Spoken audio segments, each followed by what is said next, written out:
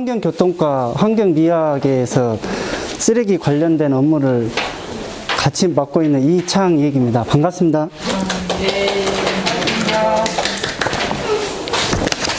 우선 양해 말씀 좀 드리겠습니다. 제가 이게 간담회에서 발제하는데 이게 제가 뭐 전문으로 하는 것이 아니고 제가 업무 보다가 구례군 쓰레기 처리 현황에 대해서 간략하게 좀 설명 좀 해줍사 해서 제가 왔는데, 제가 이런 자리를 많이 해본 경험도 없고 해서 제가 알고 있는 범위 내에서 간략하게 설명해 드리고, 그리고 설명 끝나고 난 뒤에 질의응답 받도록 하겠습니다. 설명이 좀 부족하더라도 좀 양해해 주시기 바랍니다. 제가 따로 파워포인트 자료를 만든 건 아니고 유인물로 해서 제가 간략하게 구례군 쓰레기 처리 현황에 대해서 간략하게 좀 설명 좀 드리고자 합니다. 우선 이제 저희가 쓰레기라 하면은 일반적으로 이제 폐기물 관리법에서 사용하는 용어를 많이 씁니다. 근데 이제 전체적으로 저희가 표현할 때 폐기물 중에 제가 표현할 때 생활 폐기물, 사업장 폐기물 이렇게 크게 나눕니다. 우리 가정에서 나오는 것은 이제 생활 폐기물에 해당이 되고, 사업장 폐기물이라 하면은 사업장 이제 생활계 폐기물은 우리 이제 대형 마트라든가 백화점 같은데 일일 평균 한 300kg 이상씩 매일 나오는 매장 같은데 그런 데를 사업장 생활계 폐기물인데, 이게 이제 성상이 일반 가정집에서 나오는 생활 쓰레기하고 유사한 성상을 가지는 폐기물을 사업장 생활계 폐기물이라 하고, 사업장 배출시설계 폐기물은 일반 이제 공장에서 배출된 폐기물을 이야기합니다. 저희 이제 사업장 생활계 폐기물 같은 경우는 이제 구례군에서 발생되는 사업장 생활계 폐기물은 해당되는 데는 없고요. 사업장 배출시설계 폐기물은 일반 이제 공장에서 나오는 거라 보니까 우리 이제 하수 처리장이라든가 분뇨 처리장, 그 다음에 이제 아이쿠브에 있는 그 공장에서 나오는 폐수 처리 공장에서 발생된 슬러지라든가 그걸 사업장 배출시설계 폐기물이라고 이렇게 우리가 표현을 합니다. 그리고 이제 건설 폐기물은 건설 공사 현장에서 발생된 5톤 이상 발생된 폐기물을 건설 폐기물이라고 하고, 그리고 그 외에 이제 지정 폐기물, 의료 폐기물 이렇게 구별하는데, 저희 이제 군에서 수거 처리하는 분야는 생활 폐기물만 구례군에서 수거 처리를 맡고 있습니다. 그 외에 사업장 폐기물은 배출자가 자체 처리하든지 아니면은 처리 업체에 위탁 처리하는 방법으로 처리하는 거고요. 그리고 저희 이제 생활 폐기물에 대해서 간략하게 설명드리면, 우리 이제 생활 폐기물은 대략적으로 이제 세 종류로 이렇게 분류를 합니다. 종량제 쓰레기 봉투에 배출된 종량제 봉투에 배출된 생활 쓰레기, 그 다음에 이제 음식물류 쓰레기, 그 다음에 종량제 봉투에 담지 못하는 집에서 배출되는 뭐 가구라든가 책상, 의자, 종량제 봉투에 담지 못하는 폐기물, 일반적으로 이제 대형 생활 폐기물이라고 이렇게 표현을 하는데, 저희가 종량제 봉투 생활 쓰레기 같은 경우에는 가정집에서 배출하면은 이제 수거 운반은 저희 구례군에서 하고, 처리는 순천시 주안면에 있는 순천시 자원순환센터라고, 그러니까 순천시하고 구례구 생활쓰레기를 처리하는 순천시 자원순환센터가 있습니다.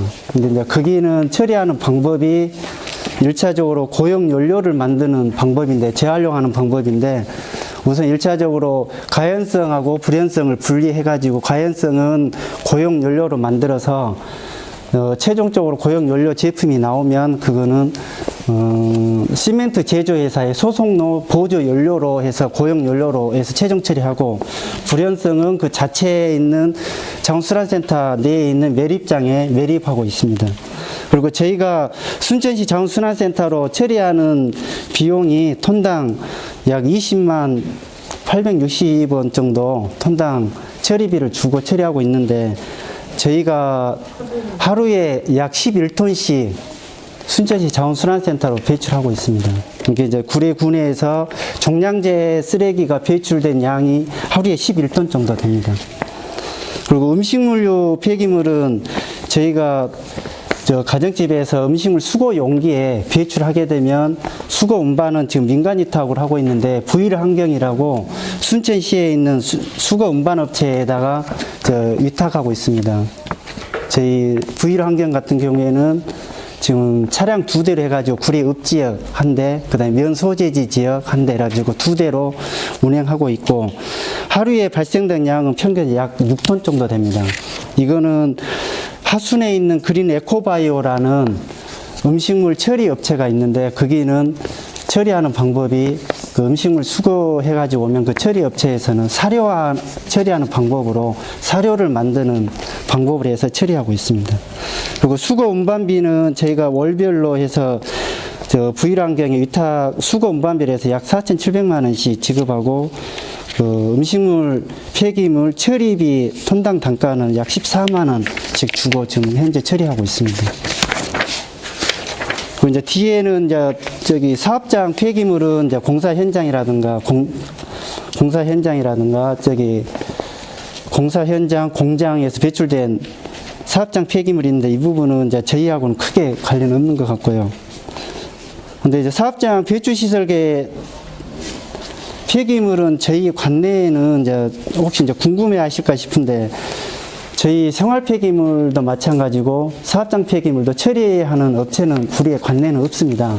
기존에 그 매립장에, 저 광이면 매립장에 있는 것은 2014년까지만 매립을 했었고, 2012년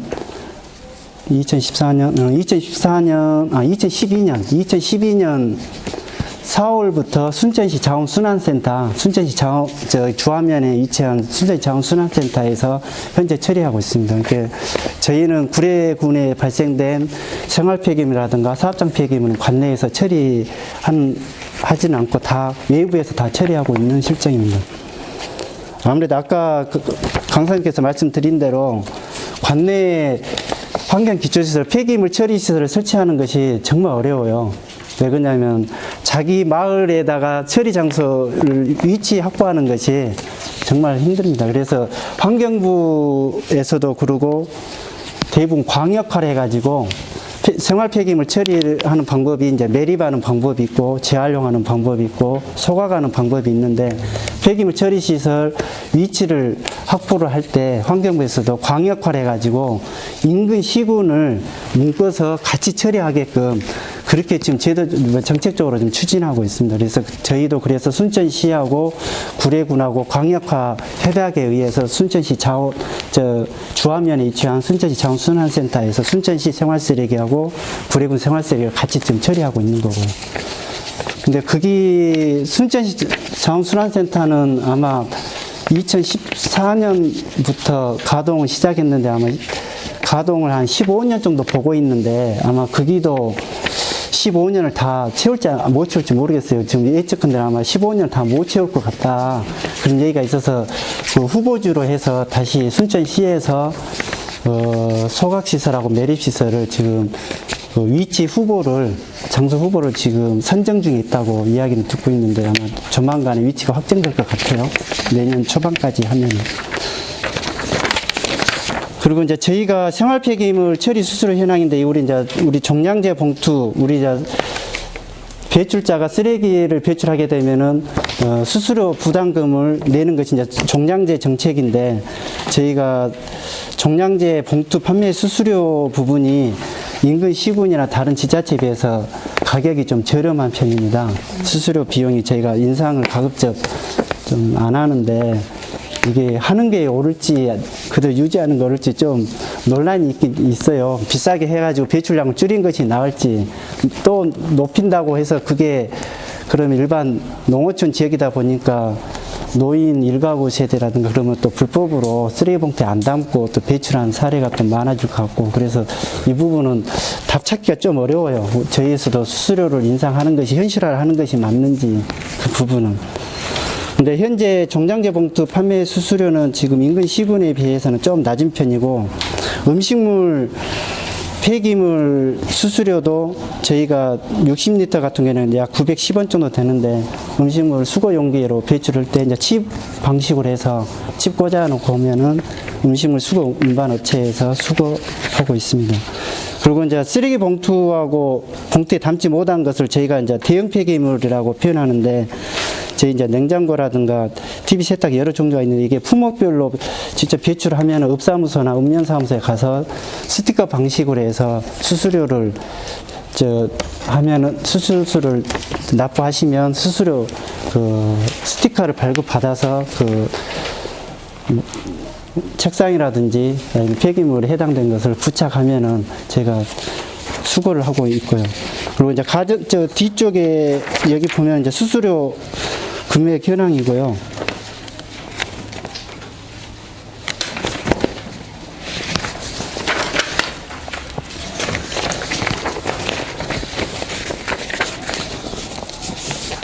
그리고 저희가 이제 아까 강사님께서 말씀드린 대로 분리 배출했을 때 저희가 마사면에 상하수, 사업소, 하수처리장 내에 재활용 선별장하고 적환장이 있습니다.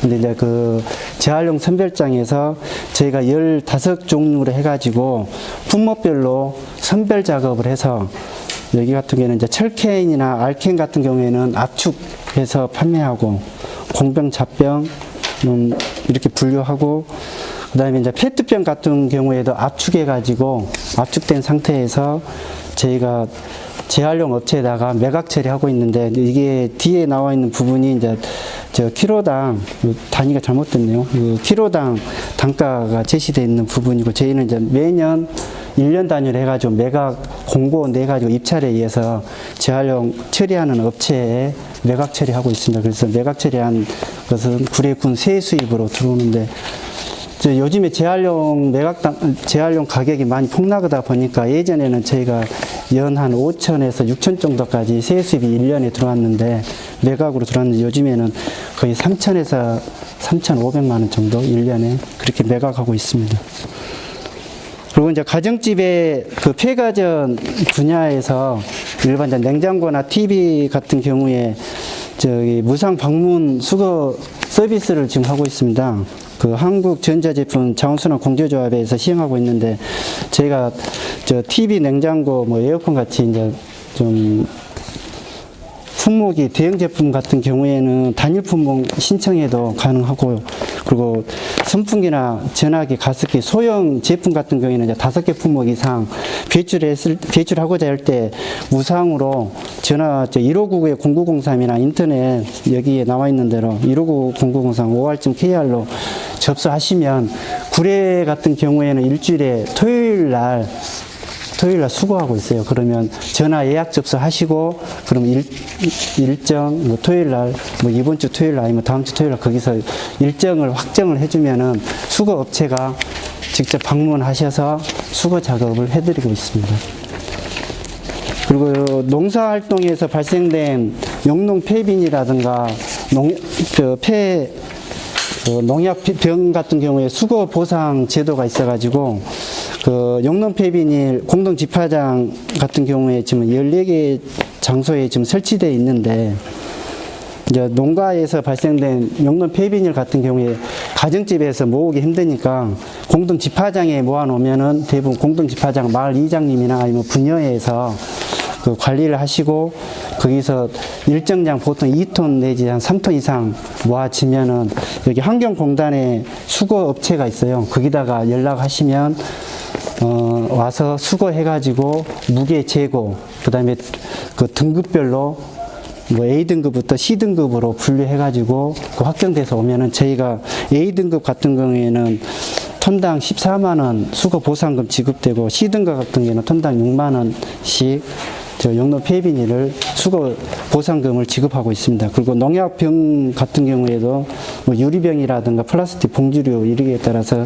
킬로그램당 150원, 봉지류 같은 경우 2,700원 정도씩 수거 보상금 지급하고 있고요.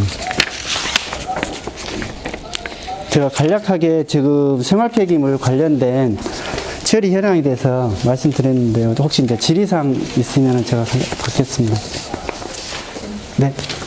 분리배출에서 비닐을 우리는 분리배출 대상이 아니잖아요. 예. 비닐을 재활용할 수 있는, 분리배출을 할 수 있는 방법을 저희가 광주 전남뿐만 아니라 호남 지역에 비닐 종류를 재활용할 수 있는 처리 업체가 없습니다. 영농 폐비닐 같은 경우에는 환경공단에서 직접 운영하기 때문에 그 영농 폐비닐 분야는 그 용도 폐비닐 공동 집화장에 내놓는다든가 그러면 환경공단에 수거해 가는 것은 재활용이 가는데 일회용 비닐 종류 같은 경우에는 저희가 재활용 할 수 있는 데가 없어서 저희는 지금 현재 종량제 봉투에 담아서 배출해 줍시다 그렇게. 그냥 폐기 저기잖아요. 그냥 소각. 그러면은 저 순천시 자원순환센터에 가서 그쪽으로 보내면 순천시 자원순환센터에서 고용 연료로 재활용 처리하고 있습니다. 수거해서 그러니까 수거를 보낼 수는 없어요? 구례에서? 구례에서 그러니까 분리배출을 분리배출 받아갖고 네. 자원순환센터 순천으로 보내서 고체 연료로 사용하는 방법은 그러니까 저희가 이제 쓰레기 봉투에다가 담아서 배출하면은 순천시 자원순환센터에서 선별 작업을 다시 해요. 기계로. 가연성하고 불연성하고 단순하게만. 그래서 이제 가연성하고 불연성하고 그다음에 이제 저기 불연성은 어차피 불이 안 타는 거잖아요. 그건 이제 자체 매립장이 매립하고 가연성은 고용 연료로 해가지고 그 고용 SRF를 해가지고 펠렛 모양으로 해서 성형화 해가지고 그걸로 해서 재활용하는 방법으로 처리하고 거기서 발생된 이제 고철이라든가 그거는 이제 선별기에서 자체적으로 선별 작업하는데 크게 분류하자면 가연성과 불연성으로 해서 수강용으로 하는 방법밖에 없다는 얘기입니다. 네, 지금 네. 수강역 시도 그러면 비닐은 분리배출을 안 하죠? 분리배출을 하는데 최종적으로는 재활용으로 안 하고 고용연료, 이렇게 고용연료도 이제 크게 보면 재활용하는 방법인데 이렇게 비닐 원료로 사용하진 않는다고요. 이제 우리가 이제 표현할 때 연료로 사용하냐, 고용연료에, 이게 저희는 아까 에너지 횟수로 해서 재활용한다 그랬잖아요. 그게 원으로 보조 연료로서 고용 연료로 쓰는 거고 제품 연료로 재활용하지 않는다고요. 비닐 종류는. 근데 환경공단에서 영농 폐비닐 같은 경우에는 비닐 연료로 재활용하고 있어요. 그거는 수지가 안 맞아요. 왜 그러냐면 석유 가격이 지금 가격에 3배, 5배 뛰면은 재활용 업체들이 많이 생길 거예요. 그러면은 이 비닐 종류도 연료화 시켜가지고 비닐 연료로 공급하면은 타살이 맞을 건데, 근데 그 석유 제품의 연료 가격이 많이 다운되니까 거기서 직접 받는 것이 가격이 더 싸고 재활용 업체에서도 수지가 안 맞기 때문에 공장을 운영을 하지를 않아요. 비닐 종류는. 그래서 저희가 고용 연료화 하는 방법으로 처리하고 있죠. 비닐 연료화로 한 거 아니고. 흔한 그 자원재생센터에서 또 사람이 그 분리 작업을 하는 거잖아요. 네. 그러니까 여기에서 아예 배출할 때 그 작업을 좀 해서 가면. 근데 또 어차피 기계로 해요. 이제, 예. 기계로 다 해요, 기계로. 이게 이제. 그러니까 뭐 그냥 마구 버려라. 아니, 이제 재활용이 가능한 것은 분리배출 하시고, 그냥 쓰레기 봉투에 그냥 재활용이 안 되는 것은 쓰레기 봉투에, 종량제 봉투에 담아서 배출하시면 된다. 그러면. 비닐은 그렇게 버리고 있는데요. 비닐 종류를 그래서 저희가 아까 라면 라면 봉지라든 커피 믹스도 보면은 재활용 마크, 삼각 마크 있잖아요. 근데 그게 실제로 재활용하지를 못해요. 다시 라면 공장 비닐 연료로 사용하지 않고 그냥 소각하는 이제 시멘트 제조회사라든가 소속노에 보조 연료로 해서 재활용하는 방법으로 처리를 하는 거지, 비닐을 생산하는 그 업체의 보조 연료, 그 연료로 재활용하지는 않는다고요. 일단 그냥 잠시 죄송해요. 저희 한국에서는 아까 강사님 말씀하셨던 것처럼 SRF 처리해가지고 연료를 쓰는 걸 재활용으로 잡습니다. 근데 다른 나라는 재활용으로 안 잡아요. 그걸 쓰레기라고 하죠. 그러니까 비닐은 사용 안 하는 게 제일 좋습니다. 그냥 그거를 사용 가능하다고 생각하시면 안 되는 거죠. 예. 네. 아까 소형 가전제품 네. 5개 이상은 무료로 수거하신다고 그러셨는데 그 이하는 그럼 어떻게 해요? 이제 저희가 전화하면은 웬만하면 다 해줘요. 근데 이제 저 자원순환 무상 수거하는 서비스 업체에서 커피포트 하나만 어디 산동면 저기 외곽에서 거기도 다 차량으로 1톤 차 그 탑차 보셨을 거예요. 폐가전 그 수거 차량이라 해가지고. 그래서 이제 기본적으로 소형 제품 같은 경우에는 한 5개 품목 정도 모아놨다가 그때 전화해가지고 하면은 한다든가, 이제 냉장고라든가 그 품목이 좀 큰 것은 단일 품목 하나만 예약해도 와서 다 수거해 드리는데, 구례 지역은 이제 토요일만 와요. 매일 오는 것은 아니고, 이게 전화로 예약해 놓으면 어차피 무상이니까요. 이제 군에다가 처리를 요청하면 수수료를 내고 처리를 하는 거고, 여기다 하면은 집에 직접 방문하셔서 그 수거 업체에서 방문해가지고 다 수거를 해드린다, 무상으로. 그렇다면 면 단위별로 그 수령 받은 제품 같은 경우는 주변 어르신들이 네. 정말 이제 들고 나올 수 있는 정도의 크기라고 한다면 면 단위별이든 아니면 마을별이든 그런 것들을 모아가지고 그러니까 배출하면 수거해서 이렇게 토요일마다 돌 수 있는 방법 이런 부분이 저희가 그것도 한번 생각해 봤어요. 마을 회관마다 뭐 폐형광도 수거함도 있고 폐건조 수거함도 있고 그러잖아요. 분류 수거함 같은 거 근데 반대를 많이 하세요. 그런 걸 설치해 놓으면 관리가 안 된다고. 왜 그러냐면 처음에는 어느 정도 되다가 좀 지나면 관리가 안 되면 그게 쓰레기장이 돼버리다 보니까, 그래서 아이들이요. 네. 그 어떤 이야기를 하냐면은 저희들이 학교에서 뭐 페트병, 뭐 캔, 뭐 유리병 분리수거 해봤자 쓰레기차가 가져갈 때는 다 모아서 그냥 다 섞어가던데 분리수거할 필요가 있어요? 일반적으로 이런 질문을 많이 해요. 네. 근데 이제 여기에서 재활용 현황을 보면은 분명히 그건 아닌 것 같다. 뭔가 이게 누군가가 내놓은 이런 것들을 수거해서 이렇게 처리하기까지의 어떤 과정? 이것들을 정확히 알면은 이 분리 배출에 아이들이 참여하는 이런 것들도 좀 다르지 않을까. 근데 지금 인식은, 그럴 필요가 있어요. 어차피 다 섞었고 가져가던데요. 그래서 이게 좀 잘못된 것 같다라는, 아이들의 인식이 지금 잘못되어 있는 것 같다라는 생각이 좀 들거든요.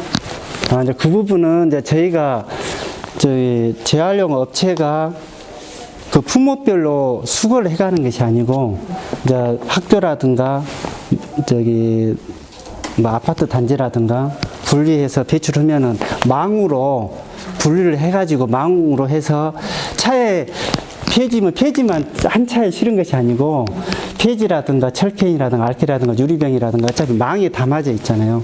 그걸 통째로 실으면은 우리 선별장에서 거기서 망채 그대로 병은 병대로 폐지는 폐지, 그 아까 15개 품목대로 분리하는 그 작업을 하는 거예요. 근데 섞어서 해버리면 아까 화면에 나온 것 같이 컨베이어 벨트에 나와서 일일이 한 것이 아니고, 그렇게 하면은 저희는 우리 선별장에 미화원분들 7명이 선별 작업을 해요.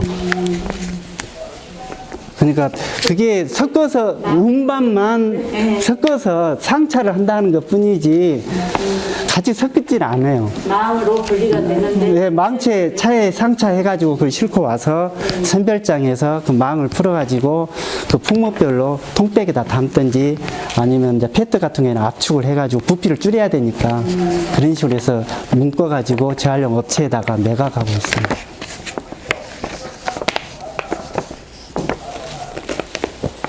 우유팩이나 아이스팩처럼 따로 분리 배출해서 재사용이나 재활용을 잘 할 수 있는 것들이 있잖아요. 네. 그럼 여기에도 우유팩 분리수거하는 있기는 하지만 이런 것뿐 아니라 뭐 연 사무소나 공공기관에 있으면 더 쉽게 가져갈 수 있을 것 같거든요. 혹시 모으고 우리가 재활용 수거 날로 해가지고 매주 수요일 날 이제 읍이랑 이제 면 소재지가 이제 저희가 수요일 날은 쓰레기, 이게 종량제 쓰레기는 수거 안 하고 매주 수요일 날은 재활용을 배출하는 날로 이렇게 정하고 했는데 읍면마다 보면 그게 잘 맞지가 않아요. 그래서 어떤 데 이제 광희하고 마산은 수요일 같은 경우에는 일반 쓰레기를 수거를 안 하고 재활용품만 수거를 해오고, 읍지역 같은, 그리고 이제 인 거죠, 아침. 네, 아침에. 네, 수요일 아침. 예, 수요일 날 아침, 이제, 화요일 밤에 내나 예. 되는 거죠. 예. 일몰 후에, 전날 일몰 후에나 아니면 아침 새벽에, 그러면 보통 8시 반, 9시부터 수거 작업하니까, 그럼 수요일 날, 저기 마사면이나 광이면 같은 경우에는 수요일 날 재활용만 수거를 하고 쓰레기, 일반 종량제 쓰레기는 수거를 안 해요.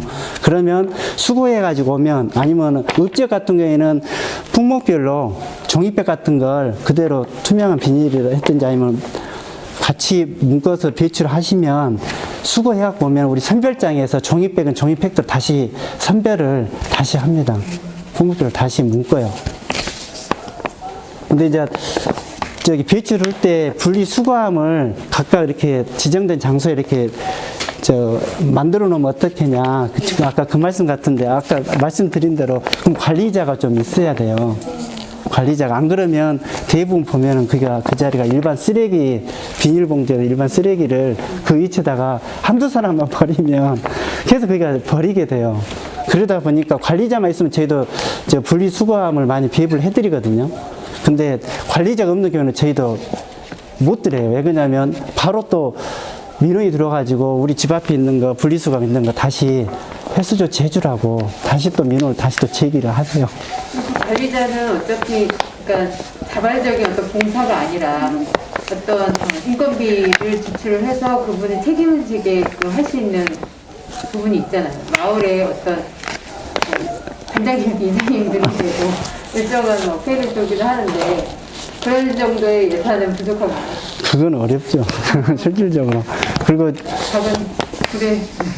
저희가 이제 그것도 있어요. 이제 인근시군에 저희도 내년에 그걸 좀 재활용 마당이라 해가지고 이제 지역마다 동네마다 재활용만 배출할 수 있는 그 공간.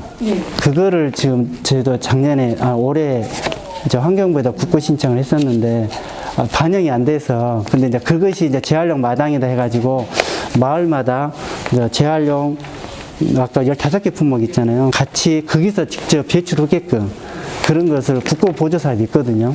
이제 그거에 저희도 하면은 순차적으로 한번 진행을 해볼 계획은 있어요. 근데 제가 군비들에서 하기는 좀 부담스럽고 이제 국비 지원 받아갖고 하면은 신청 받아가지고 재활용 마당이라는 그런 시설을 좀 할 계획은 있습니다. 예, 이제 농촌에 살면서 이제 시골에 살다 보니까 그 쓰레기, 그러니까 일정한 거기가 집화장인지는 모르겠으나 마을별로 그냥 암묵적으로 여기에 놓으면 다 가져간다라고 하는 이제 이런 것도 있어요. 그러다 보니까 한동안에 어르신들이 아무 쓰레기나 막 다 버리다 보니까 그곳이 정말 마을에 정말 이렇게 홀불견인 네. 그러한 부분이 되더라고요. 그래서 만약에 그러한 어떤 처리하는 어떤 그 분리수거함 이런 것들이 잘 정비가 돼 있다면 좀 다르지 않을까. 이제 저희가 읍면을 통해서 신청이 들어오면 분리수거함 신청 들어오면은 보통 4개 내지 5개 품목 정도 망으로 설치되어 있는 분리수거함이 있거든요. 그거를 배부해 드리는데 이제 읍면에다가 신청하시면 저희가 이제 관리자를 꼭 지정을 해주라 그래요. 하고 관리자 하면은 추후에 바로바로 좀 정리를 좀 해줘야 돼요. 안 그러면 방치해버리면 진짜 그게 쓰레기장 돼버려요. 쓰레기장. 건전지는 가연성이에요, 불연성이에요? 건전지는 따로 별도로 처리합니다. 건전지는. 수거를 어떻게 그럼 또 버릴 수가 없는데 집에서 네. 서울에는 그것만 짜고 결국 그냥 쓰레기통에 그냥 넣어서 근데 이제 저희가 아파트 단지나 면사무소나 관공서 갈 일 있으면 그냥 한꺼번에 많이 모아진 거 아니라 서너 달 이렇게 하면 한 봉지 정도 모아지잖아요. 그럴 때 한번 관공서 방문하실 게 있을 때 그때 갖다 주면은 면사무소에는 있어요? 예. 이게 이번에 8월 고래 수해로 인해서 생긴 쓰레기가 있잖아요. 네. 그것은 지금 불에서 어떻게 하고 있는 상황인가요? 그거는 저희가 그 쓰레기가 어떻게 지금 제가 이제 재난 침수 지역에 나온 쓰레기를 임시 적환장으로 해서 이 앞전에 우리가 3군데 임시 야적장을 운영을 했어요. 이제 문척 주계마을 한 군데, 그 다음에 3대대 앞에 양정마을 거기 하고, 그 다음에 이제 매립장 거기 임시 적환장 3군데 임시 적환장 운영했는데 저번 주까지 해가지고 문척은 이제 예전에 9월 중순에 다 처리 완료했고, 양정마을도 저번 주까지 해가지고 생활쓰레기는 다 치웠어요. 그게 남아있는 것은 이제 건설 폐기물만 남아있는데, 그건 이제 12월 중에 지금도 침수 가옥들 일부 철거라든가 네, 신축 작업에서 나온 건설 폐기물이 있어서, 그래서 3대대 앞에 거기는 저 건설 폐기물만 지금 일부 받으면서 지금 남아 있는데, 그거는 12월 중에 다 처리할 계획이고요. 지금 현재는 이제 광희 매립장에 있는 임시 적환장에 거기를 지금 처리하고 있어요. 그리고 일반 우리 종량제 배출한 것은 저희가 저기 선별장까지 다 그때 침수가 돼가지고 좀 복구 작업하면서 제가 자체적으로 처리할 수가 없어서 재난 폐기물로 해서 지금 현재 같이 처리하고 있어요. 이게 지금은 이렇게 현재는 순천은 안 보내고, 저희가 재난 폐기물은 지금 저희가 14개 업체에서 처리하고 있거든요. 뭐 소각업체라든가 재활용 업체에서. 그래야지 한 개 업체가 처리하게 되면 너무 시간이 많이 걸리니까 저희가 재난 폐기물 부분은 14개 업체가 같이 처리하는데, 하루에 한 200톤에서 한 300톤씩 빼가고 있어요, 재난 폐기물. 그럼 아마 내년 아마 3월달 늦으면 한 5월달까지 하면 매립장부터 다 끝날 것 지금 같아요. 몇 개월을 지금 처리해 왔다는 네. 말씀이시네요. 저희가 이렇게 8월 9일부터 복구 작업 시작했잖아요. 그래서 저희가 9월 달부터 저 반출하기 시작했어요. 같이 수거 겸 반출을 같이 동시에. 수거 완료된 다음에 반출이 아니고, 반출은 반출대로 하면서 또 수거는 수거대로 하면서. 그러면 그렇게 재난 지역을 일부 그런 처리들이 지금 계속 진행 중인데, 지금 섬진강에 그 버드나무 쓰러지고 거기에 걸려져 있는 폐비닐과, 그리고 일반적인 가정에서 지금 쏟아져 나온 쓰레기들의 처리들은 그럼 어떤 식 방법으로 처리가 되나요?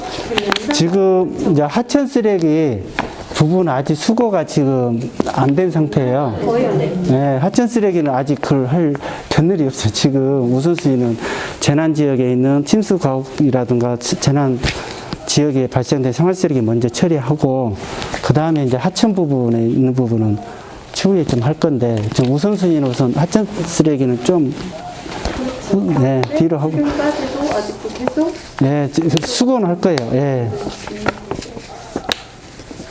요즘에 그 플로깅이라고 해서 지금 걷는 사람들에게 플로깅 작업이 상당히 이제 거의 자리를 잡아가고 있어요. 우리나라도 스웨덴에서 들어온 이 플로깅 척깅 작업이. 그래서 주변에 이렇게 걷는 사람들이, 활동가들도 많이 활동을 하는데, 각 지자체, 예를 들면 섬진강길, 백이종군로, 그다음에 지리산 둘레길 이런데 지금 국립공원에서는 그 쓰레기를 거기에서 수거를 해주세요. 근데 이미 지금 섬진강 수해 이후로 정말 섬진강 변에 어마어마한 쓰레기들을 보면서 일반 활동가들이 그런 거를 하겠다라고, 걸으면서 하겠다고 할 때 지자체의 어느 특정 포스트 지역에 수거할 수 있는, 그리고 그 줍는 사람들이 별도의 쓰레기를 따로따로 주워서 그 자루에다가, 그러니까 모은 에코백에 모아서 자루에 분리 배출을 한 다음에 어느 수거 장소가 있으면 하겠다라고 하거든요. 그랬을 때 지자체에 요청을 하게 되면, 특히 구례군에 그런 걸 요청한다라면 그게 가능할까요? 저희가 이제 하천변에 있는 이제 수해 쓰레기를, 부유 쓰레기를 수거해 놓으면 일정한 장소, 이렇게 차량이, 우리 청소차 있잖아요, 5톤 차.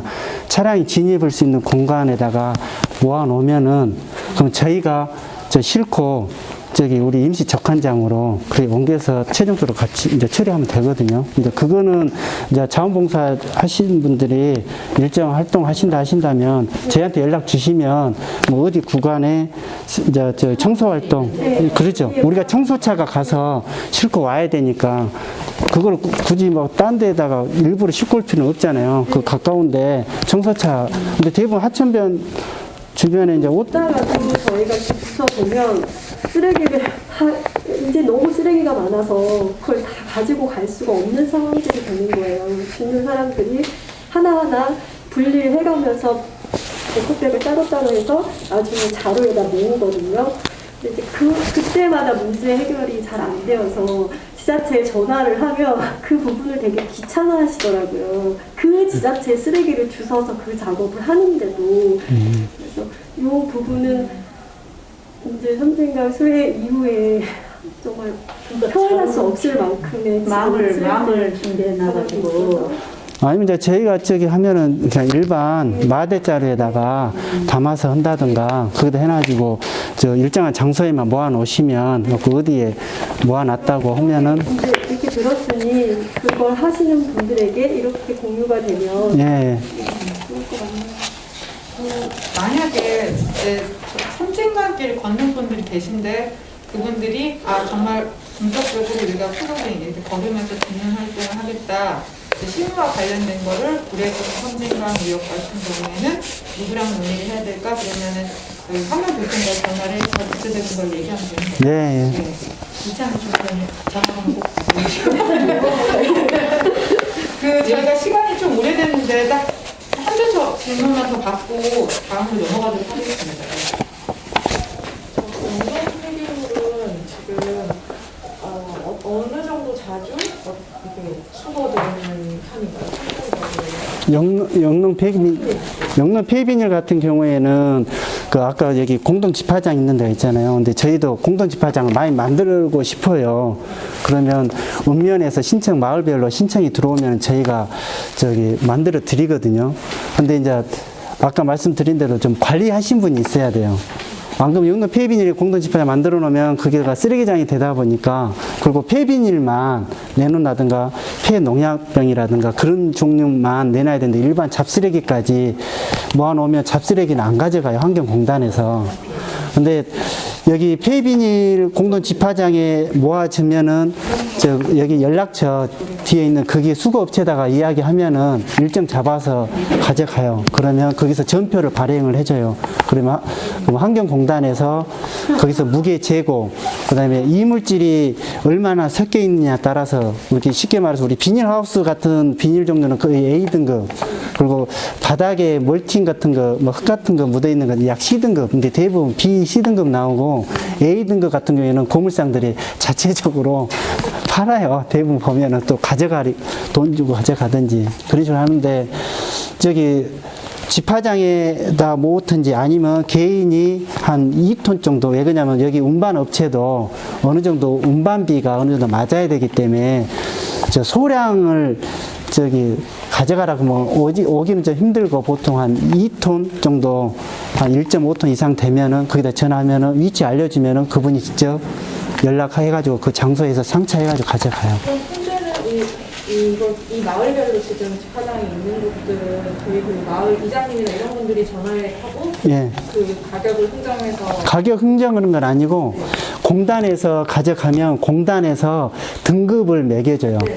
그래서 우리한테 군으로 통보 오면은 군에서 공동 집화장 운영 주체가 마을 이장님이 하는 경우도 있고 새마을 분여회에서 운영하는 집화장도 있고, 그러면 전표 발행할 때 이제 뭐 계좌번호라든가 그걸 알려주시면 그래서 그대로 통보가 오면 우리가 그 계좌로 보상금을 뭐 A 등급이면 140원 곱하기 뭐 1톤이다 그럼 14만 원을 이렇게 지급을 해드려요. 그러니까 이제 그 돈 갖고 이제 그 공동 집화장을 이장님이 관리하죠. 왜냐면 이제 쓰레기도 따로 이제 분리 작업 해가지고 쓰레기봉투에 담아, 쓰레기봉투도 사야 되잖아요, 마을에서. 그렇게 그 돈 가지고 그 운영비로 같이 활용한다는 게 문짝 같은 경우에는 많이 하더라고요. 매년 보면은 마을마다 5톤 이상씩은 5톤 아니라 그 10톤. 운영이 안 되고 있는 그 집화장 같은 경우는 그 마을 운영 주체들이 우린 더 이상 안 하겠다라고 하는 경우나 아니 군청에서 일시적으로 하지 않는 경우. 그거는 이제 자율적으로 마을에서 마을에서 운영하도록 저희가 요청이 와서 저희가 지어 드린 거예요.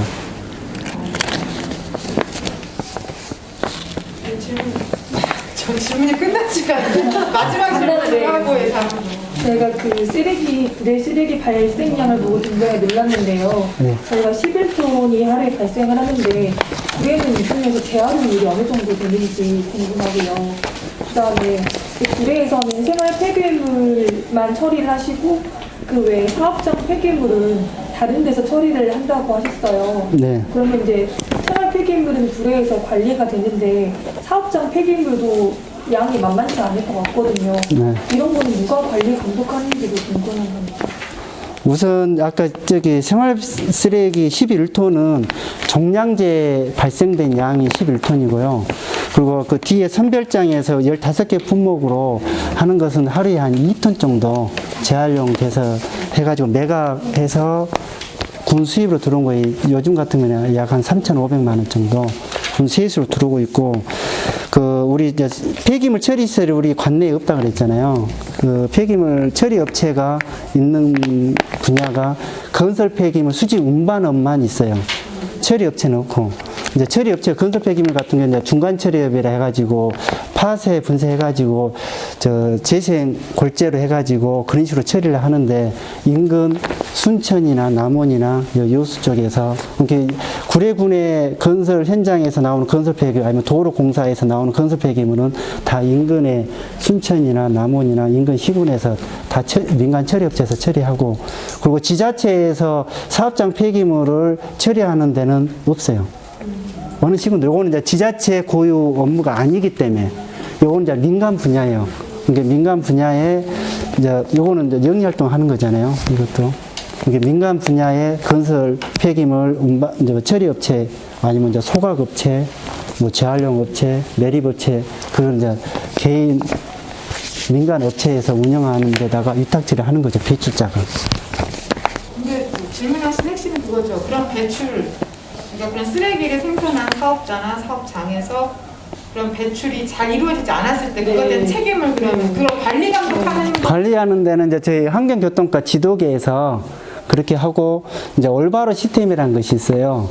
뭐냐면 우리 사업장에서 사업장 배출기가 있고 사업장 생활계 있고 사업장 일반 폐기물이 얼마큼 나온다.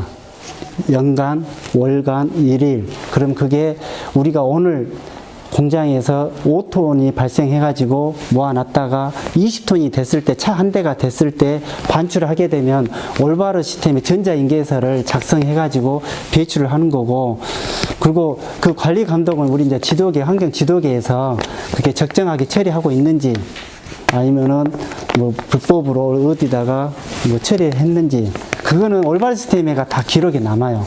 공장 가동하게 되면 폐기물 발생량이 예측량이 나오기 때문에. 그렇게 관리하는 데는 지도계에서 하고 있어요. 사업장 폐기물 분야. 올바로 시스템이요?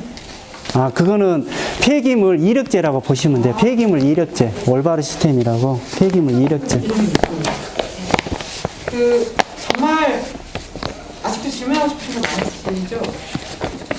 그런가요? 근데 저희가 다음에 발표하실 분이 있어가지고 인정도 하고, 그 이창규 주무관님 그 같이 뭔가를 하고 싶다. 환경교통과에 뭔가 질문하고 싶고 같이 이렇게 우리 관내에 있는 쓰레기 문제에 관해서 해주시겠다 그러면, 그때도 저희 구례기후위기 행동모임에서 만나뵙자고 했을 때 물론 군수님이 중간이긴 했지만 되게 잘 만나주시고 그 궁금한 지점들에 대해서도 얘기할 자리 있으면 언제든 오실 수 있다고 말씀하셨고, 그건 맞죠? 이제 제가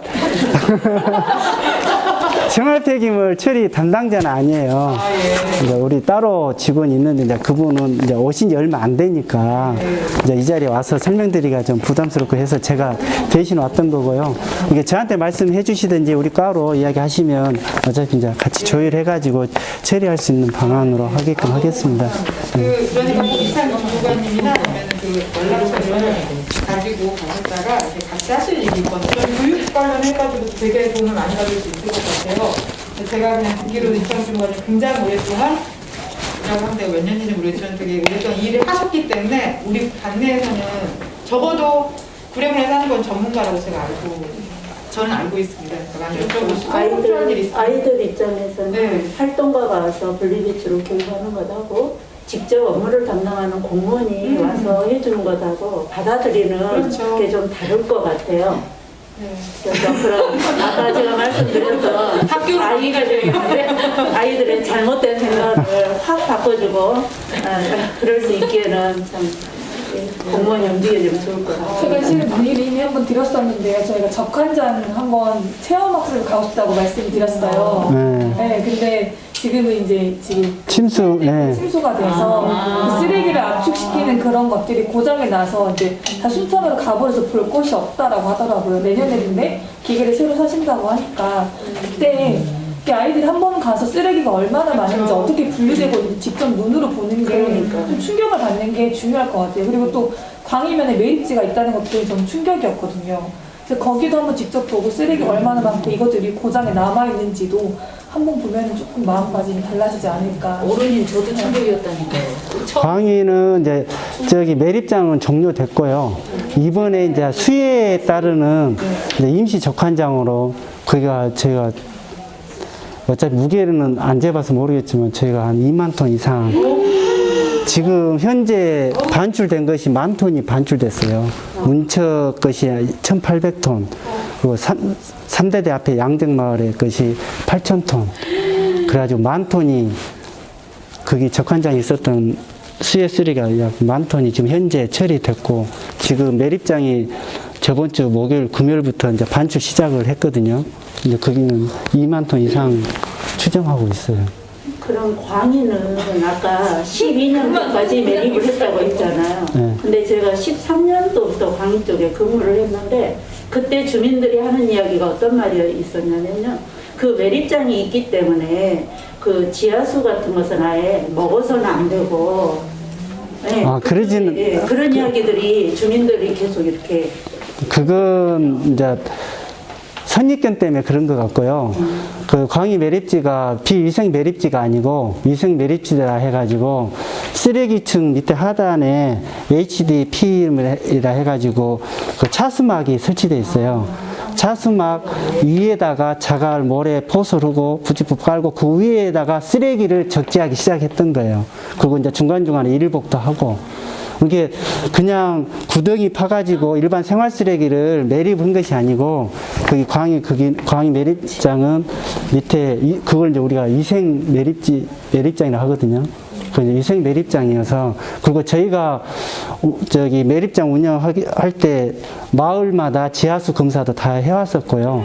그리고 매립장 자체 우리가 사후 관리하고 있는데 매립장 자체 지하수 검사장이 3군데 있어요. 그것도 다 측정하고 그래서 침출수가 혹시 누출이 됐는지 아니면 주변에 오염을 시켰는지 그리고 매립장이 그래서 이제 행여나 침수됐다 해서 인근 마을까지는 가지 않을 거예요. 왜 그러냐면 그 수맥이 또 있고 매립지 하단보다 했을 때 침수되더라도 이게 하루에 침수되는 양이 뭐 한순간에 뭐 1년에 뭐 몇 메다씩 침수가 들어가지는 않아요. 그리고 밑에 다 차수막이 깔아져 있어서 그리고 침수수는 지금도 처리하고 있어요. 매립장에 발생된 침수수는. 네. 다 모아. 저희가 시간 관계상 더 질의응답 받기가 좀 힘들 것 같고요. 쓰레기에 관련돼서 구례 지역 안에서 얘기할 부분이 진짜 많은 것 같습니다. 그래서 하나하나씩 어떻게 돌아가고 있는지 현실 파악을 하고 이제 구례군의 관내에 담당하시는 뭐 공무원분들이나 또 다른 뭐 의원들하고 협력할 수 있으면 하고 또 저희 생각에는 저희 시민들이 구체적으로 또 확인하고 모니터링하고 이런 과정들이 있는 게 좋을 것 같다는 생각이 들어요. 지금 현재 우리는 지금 제 생각에 저희가 너무 정보가 없고 잘 모르고 전체 시스템을 잘 모르기 때문에 어떤 부분에 개입해야 되고 어떻게 같이 할 수 있는지를 상상하기가 좀 어려운 것 같은데 하나하나씩 배워가면서 하면 좋겠고 오늘 그 자리에 와주셔가지고 아마 시간 때문에 엄청 바쁘시고 피곤하셨을 것 같아요. 그 엄청난 쓰레기 처리하시느라고 네, 어쨌든 와주셔서 감사하고